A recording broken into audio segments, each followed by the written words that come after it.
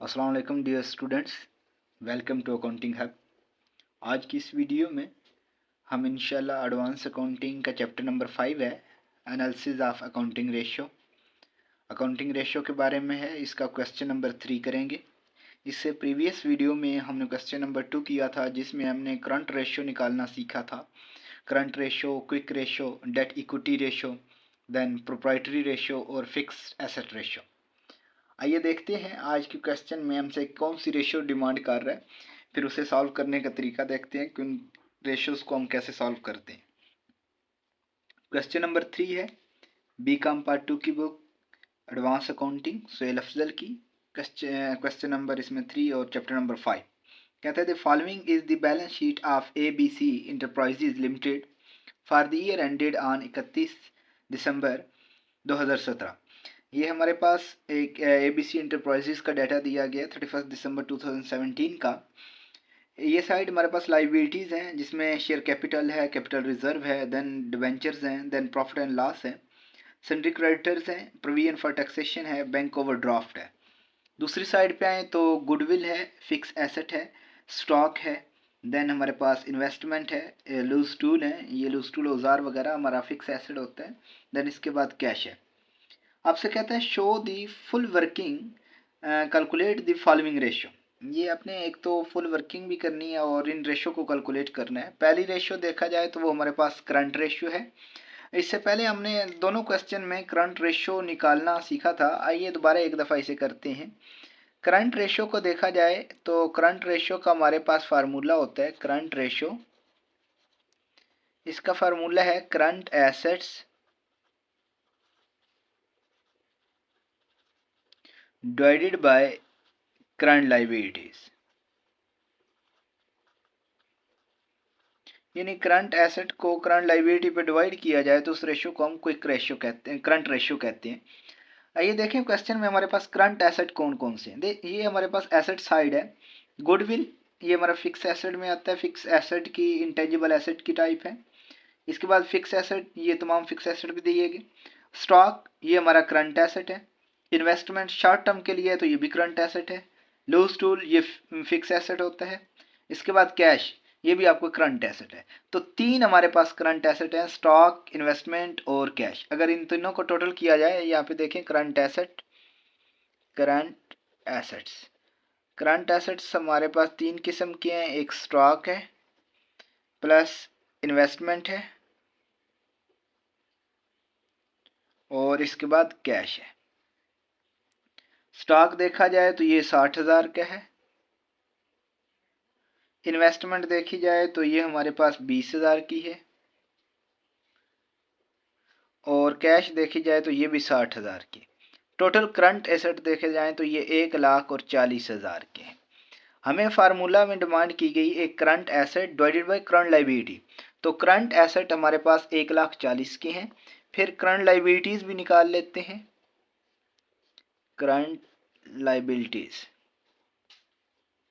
अगर current liabilities देखा जाए तो हमारे पास यहाँ पे बैंक ओवरड्राफ्ट ये लास्ट पे जो है ये भी करंट लायबिलिटी है। प्रोविजन फॉर टैक्सेशन ये भी करंट लायबिलिटी है। और सन्ड्री क्रेडिटर ये भी करंट लायबिलिटी है। यानी तीन किस्म की हमारे पास करंट लायबिलिटीज़ हैं। एक हमारे पास क्रेडिटर्स हैं,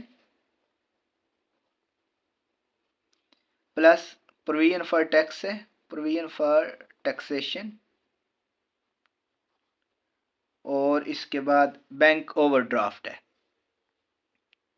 बैंक ओवरड्राफ्ट।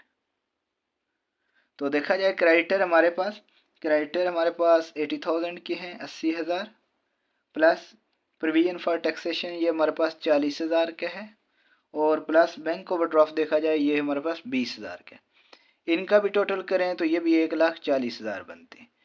हमारे पास करंट एसेट भी 1,40,000 के हैं और करंट लायबिलिटी भी 1,40,000 से। तो करंट रेशो में ऊपर हमें करंट एसेट चाहिए थे, वो 1,40,000 के हैं।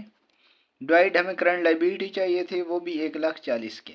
अगर सॉल्व किया जाए तो हमारे पास करंट रेशियो आ जाती है 1, यानी 1:1। इन दोनों का जो आपस में रिलेशन है वो 1:1 का है। देन इसके बाद क्वेश्चन में जो दूसरे नंबर्स पे हमसे डिमांड किया गया वो लिक्विडिटी रेशियो है। ये ऑलरेडी हम मालूम कर चुके हैं, दोबारा मालूम करते हैं इसे। Liquidity ratio.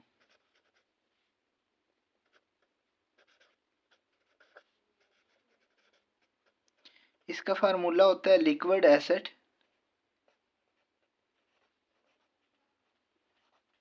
Divided by current liability.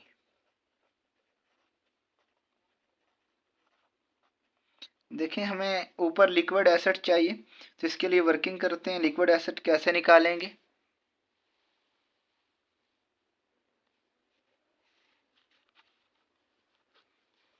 Liquid asset, liquid assets अगर करंट एसेट में से अपना प्रीपेड स्टॉक वगैरह माइनस कर दिया जाए तो वो जो आंसर आता है वो लिक्विड एसेट कहलाता है। लेकिन यहाँ पे प्रीपेड एक्सपेंसेस तो नहीं है, सिर्फ स्टॉक ही है, तो स्टॉक ही माइनस करते हैं।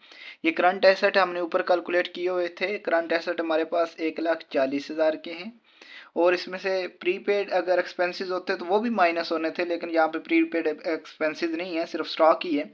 तो स्टॉक 60,000 का है, वो माइनस करेंगे तो आपका लिक्विड एसेट बन जाएगी। It mean 80,000। तो लिक्विड एसेट देखे जाएं वो 80,000 के हैं।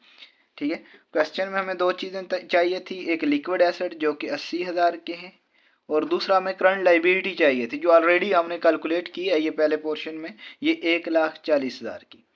तो इन दोनों को डिवाइड किया जाए तो ये हमारी लिक्विडिटी रेशियो बन जाएगी। ये तकरीबन आ जाता है 0.57 रेशो 1। तो ये हमारा दूसरा पार्ट था लिक्विड रेशियो का। इसके बाद अगर हम तीसरा पार्ट देखें जो हमसे डिमांड किया गया है क्वेश्चन में, वो है प्रोप्राइटरी रेशियो। तो देखिएगा प्रोप्राइटरी रेशियो हम कैसे निकालते हैं।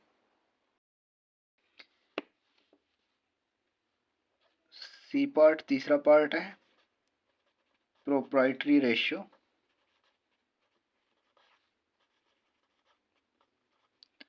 अगर प्रोप्राइटरी रेशियो का हम फार्मूला देखें तो इसका फार्मूला होता है share holder fund divided by total assets. तो शेयर होल्डर फंड देखें हमारे पास कौन कौन से हैं। ये लाइबिलिटी साइड पे अगर हम देखें तो हमारे पास ये शेयर कैपिटल, रिजर्व, इसके बाद प्रॉफिट, ये तीन चीज़ें जो हैं ये आपका शेयर होल्डर फंड में आता है। ठीक है, तो यहाँ पे लिख लेते हैं share holder fund. Share holder funds, अगर क्वेश्चन में हमारे पास शेयर कैपिटल है तो वो भी शेयर कैपिटल, इसमें प्लस करते हैं अगर रिजर्व हो तो उसको, अगर प्रॉफिट एंड लॉस हो तो उसे भी। ये तीन चीज़ें मिलाने से हमारा शेयर होल्डर फंड बनता है। अगर यहाँ पे देखा जाए शेयर कैपिटल 2 लाख का है, प्लस रिजर्व देखा जाए तो ये 40,000 का है, और प्रॉफिट एंड लॉस देखा जाए तो वो 60,000 का है। इन तीनों को अगर मिलाया जाए टोटल शेयर होल्डर फंड हमारे पास बन जाएंगे 3 लाख के। तो शेयर होल्डर फंड हमारे पास 3 लाख के हैं। ऊपर फार्मूले में पुट करते हैं इसे, share holder fund 3 lakh divide करना है हमने टोटल एसेट्स पे। तो टोटल एसेट्स ये हमें दिए गए हैं, अगर टोटल एसेट देखे जाएँ तो ये तकरीबन 5,40,000 के हैं। तो इस पर डिवाइड कर देंगे 5,40,000, तो जो आंसर आएगा वो आंसर हमारा प्रोप्राइटरी रेशियो कहलाता है। ये तकरीबन आपका आंसर आ जाएगा 0.55। तो रेशियो 1, ये इन दोनों का आपस में जो रिलेशन है, आपके शेयर होल्डर फंड जो है वो 0.55 हों तो टोटल एसेट जो है वो 1 के इक्वल होते हैं। देन इसके बाद नेक्स्ट देखा जाए तो हमारे पास डेट इक्विटी रेशियो है, चौथा पार्ट। डेट इक्विटी रेशियो अगर हम इसका फार्मूला देखें तो डेट इक्विटी रेशियो, इसका फार्मूला होता है long term debt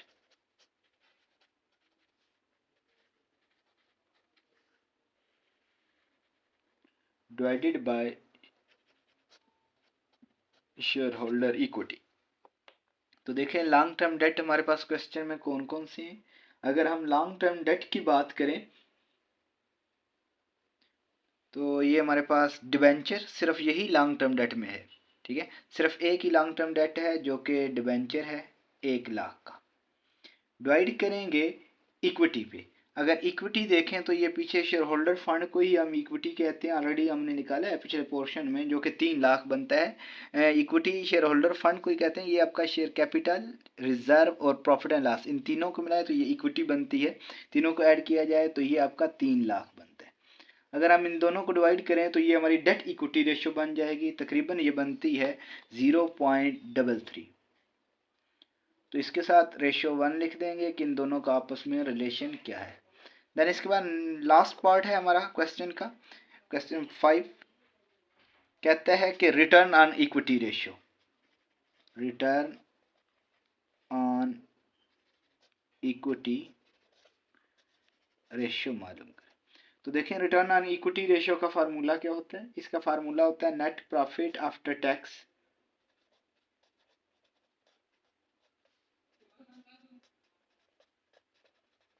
divided by equity. तो रिटर्न ऑन इक्विटी रेशियो का formula net profit after tax divided by equity. अगर हम नेट प्रॉफिट अपना देखें तो ये दिया हुआ है प्रॉफिट एंड लॉस, तकरीबन ये नेट प्रॉफिट आपका बन रहा है 60,000 का। तो ऊपर हमें नेट प्रॉफिट दिया गया जो कि 60,000 का है।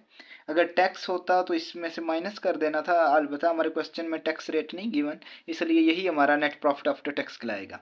डिवाइड हमने करना है इक्विटी पे, शेयर होल्डर इक्विटी पे। ऑलरेडी हम प्रीवियस पोर्शन में भी निकाल चुके हैं इक्विटी कि शेयर कैपिटल, कैपिटल रिजर्व और आपको प्रॉफिट एंड लॉस, इन तीनों चीज़ों को मिलाएं तो ये इक्विटी बनता है। ये तकरीबन आ जाएगा 3 लाख का।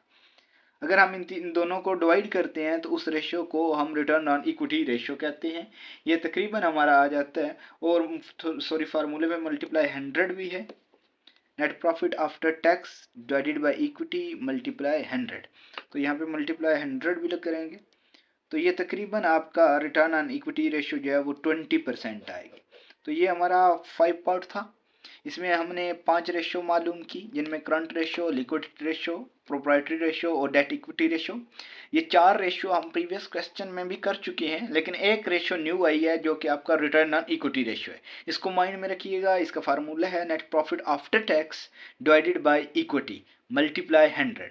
तो नेट प्रॉफिट हमारे पास गिवन था 60,000 का, इक्विटी भी हमारे पास मौजूद है। ये तीन चीज़ों को मिलाने से मल्टीप्लाई 100 कर दें तो ये आपका आंसर आ जाएगा 20%। आई होप इंशाल्लाह समझ आ गई होगी। नेक्स्ट वीडियो में हम इंशाल्लाह इसका क्वेश्चन नंबर 4 करेंगे मुख्तलिफ रेशो के साथ। Thank you so much. अल्लाह हाफिज़।